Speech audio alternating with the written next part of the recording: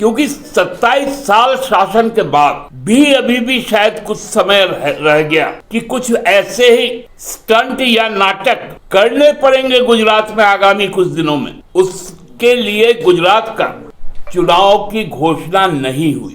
इस देश में 1951 में एक संस्था का गठन हुआ था देश की आज़ादी के बाद, और संविधान 1950 में लागू होने के बाद उस संस्थान को सर्वोच्च सम्मान देते हुए उसका गठन किया गया था निर्वाचन आयोग के नाम से, इलेक्शन कमीशन ऑफ इंडिया। और उसी प्रेस्टिजियस ऑर्गेनाइजेशन को यह दायित्व दिया गया कि 1952 में स्वतंत्र भारत का पहला निर्वाचन का दायित्व दिया गया, जो कालांतर में विश्व के सबसे जीवंत और मजबूत लोकतंत्र के रूप में हमारे देश का शासन व्यवस्था कायम हुआ। इधर कुछ वर्षों में हम लोगों ने देखा कि चुनाव आयोग के गठन में जो मैंडेट का शर्त रखा गया था वो था पारदर्शी और निष्पक्षता, स्वतंत्र और निर्भीक। लेकिन कुछ हाल के दिनों में 2014 के बाद यह देखने को मिला कि देश के खास राजनीतिक दल के पक्ष में या उनके निर्देशन में चुनाव आयोग कुछ ऐसे निर्णय लेने लगे जिससे लगा कि शायद 1951 का जो स्पिरिट है वो स्पिरिट कहीं ना कहीं उस पर आघात हो रहा है। आप लोगों को याद दिलवा दें, 2017 में भी एक खास राज्य, उसका नाम है गुजरात, के चुनाव को लेकर भारतीय जनता पार्टी का जो आईटी सेल है उसके जो प्रमुख है अमित मालवीय जी, पहले वो तिथि का घोषणा करते हैं, उसके बाद चुनाव आयोग घोषणा करता है। वो भी तब घोषणा होता है जब सरकार में प्रधानमंत्री पद पर रहते हुए आदरणीय मोदी जी पानी में जहाज चलाते और उड़ाते नहीं है पानी से, उस कार्यक्रम के बाद होता है। कल भी हम लोगों ने देखा कि हिमाचल प्रदेश और गुजरात जहां एक साथ चुनाव होता है, वहां हिमाचल की तो घोषणा हो गई, क्योंकि 4 दिन पहले आदरणीय प्रधानमंत्री जी वहां जाकर वंदे भारत ट्रेन की शुरुआत करते हैं। वहां पर हाइडल पावर प्रोजेक्ट का शिलान्यास करते हैं और निर्वाचन की तिथि घोषित हो जाती है। लेकिन गुजरात की नहीं होती, क्योंकि 27 साल शासन के बाद भी अभी भी शायद कुछ समय रह गया कि कुछ ऐसे ही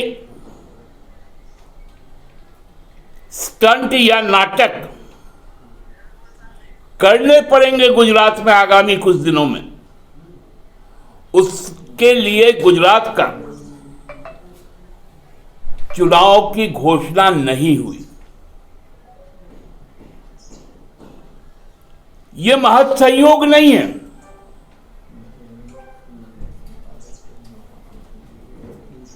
ये अब एक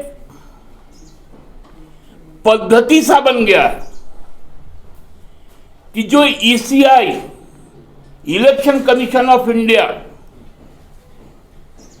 को हम लोग जानते थे, अब वो ईसीआई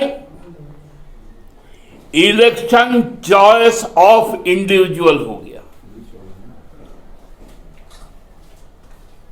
मतलब व्यक्तिगत इच्छा के पूर्ति के लिए चुनाव होगा या नहीं होगा,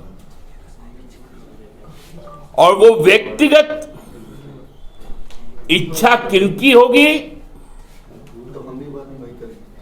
वो 7 रेस कोर्स तय करेगा या लोक कल्याणकारी कौन मार्ग है वो तय करेगा। यह गंभीर विषय है। आप लोग देख रहे होंगे जो क्षेत्रीय दल है, उन दलों को किस प्रकार एक तरह से मिटाने का काम शुरू किया गया, अपनी सत्ता को बचाए और बनाए रखने के लिए। स्वर्गीय आदरणीय रामविलास पासवान जी के निधन के बाद उस दल को तोड़ा गया। उनका जो सिंबल है, इलेक्शन सिंबल, उसको फ्रीज किया गया। अभी हाल के दिनों में महाराष्ट्र में शिवसेना को भी तोड़ा गया, उनका भी सिंबल फ्रीज किया गया, क्योंकि भारतीय जनता पार्टी नहीं चाहती कि जो मजबूत लोग हैं वो मजबूत रहे। उनकी ये चाहत है मजबूत लोग मजबूर हो जाए। ये इलेक्शन चॉइस ऑफ इंडिविजुअल की प्रथा जो शुरू हुई है, यह बहुत ही खतरनाक है। झारखंड जैसे छोटे राज्यों में जहां का टोपोलॉजी हिमाचल के बराबर का है,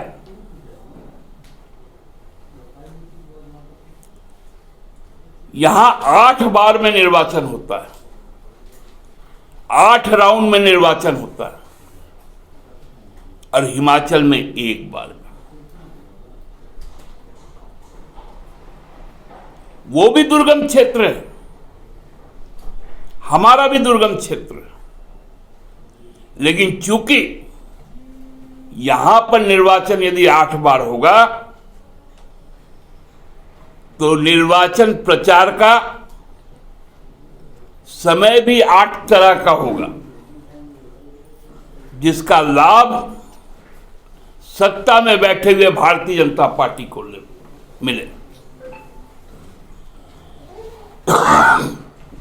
यह संपूर्ण स्ट्रेटेजी है। 2014 के बाद इस देश ने देखा है कि राज्य के विधानसभा निर्वाचनों में यदि रांची जिला का निर्वाचन आज है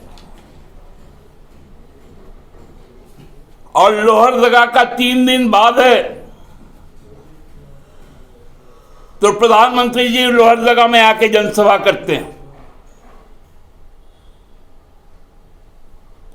ताकि रांची जिले को प्रभावित किया जा सके, क्योंकि दोनों जिला सटा हुआ है।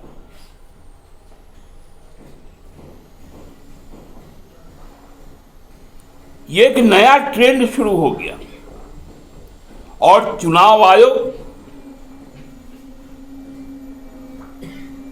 इसको बढ़ावा देने का काम कर रहा है, प्रोत्साहित करने का काम कर रहा है।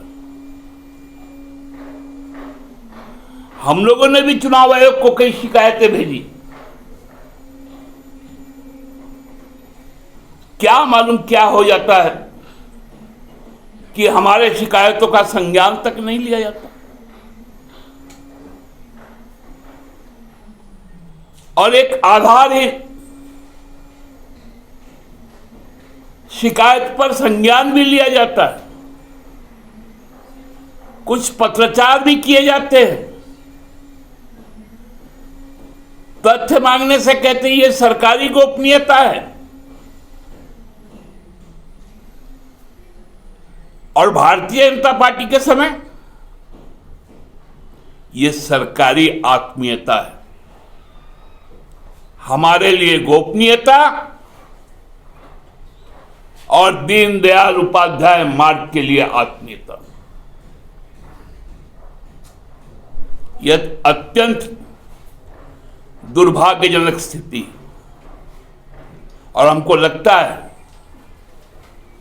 कि अब भारत के सर्वोच्च न्यायालय के माननीय न्यायाधीशों को इस पर संज्ञान लेना चाहिए कि यदि लोकतंत्र पर इस प्रकार का कुठाराघात होगा, यदि निर्वाचन की तिथि राजनीतिक दल को फायदा पहुंचाने के लिए की जाएगी, तो इस संविधान के जो मूल भाव है, जो हमारे अधिकार हैं, उसको बचाना एक बड़ा खतरा के रूप में आएगा। आज इतना ही कहना था। कोई यदि प्रश्न आप लोगों के हैं तो वो अपेक्षित है।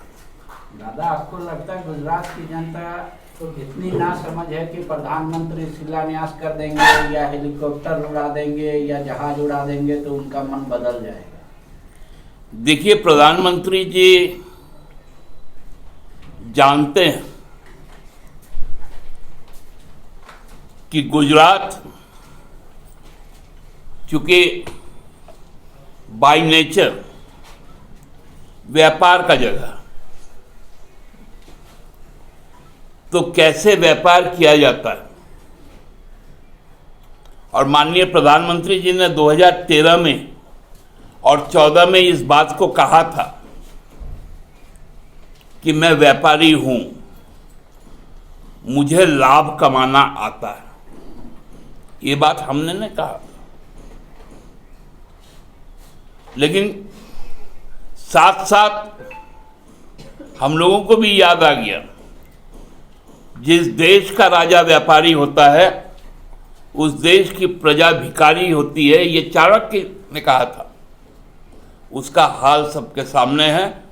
आज का अर्थव्यवस्था, आज की महंगाई, आज की बेरोजगारी सबके सामने। विवेकानंद विद्या मंदिर स्कूल एक CBSE affiliated English medium coed school है। हम शिक्षा के साथ संस्कार देते हैं। thefollowup.in like, share and subscribe. www.thefollowup.in